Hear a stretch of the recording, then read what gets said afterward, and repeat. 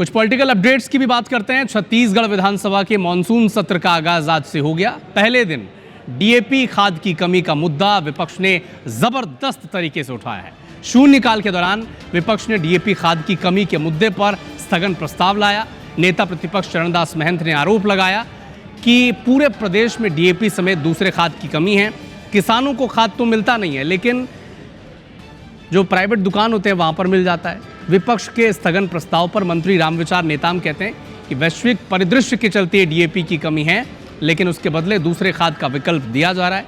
मंत्री के जवाब आने के बाद विधानसभा के अध्यक्ष डॉक्टर रमन सिंह ने विपक्ष के प्रस्ताव को स्वीकार करने से इनकार कर दिया। इसके बाद विपक्ष के विधायकों ने गर्भगृह में पहुंचकर सरकार के खिलाफ नारेबाजी की।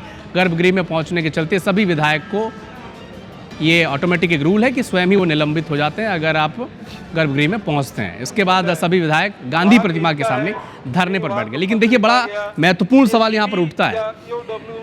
कांग्रेस के नेता पहले ये कहते हैं कि 5 दिन का विधानसभा का सेशन है, जो समय कम है, वक्त कम है, और जब वक्त आपको मिलता है तब आप बाहर गांधी प्रतिमा के बाहर धरने पर बैठ जाते हैं। तो जनता के मुद्दे उठाएंगे कैसे, विपक्ष की जिम्मेदारी निभाएंगे कैसे?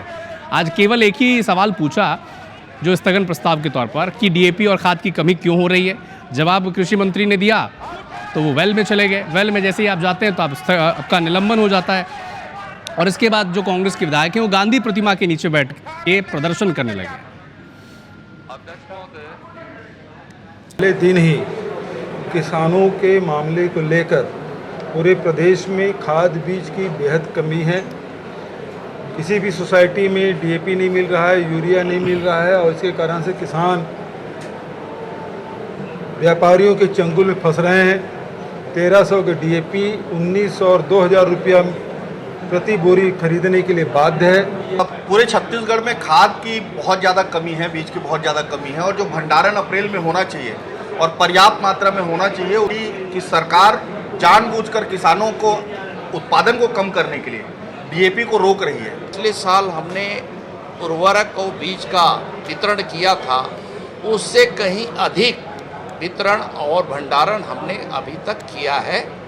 और जहाँ तक यूरिया की और डीएपी की बात है, वैश्विक जो समस्याएं हो उसके चलते हम डीएपी की आपूर्ति नहीं कर पा रहे हैं।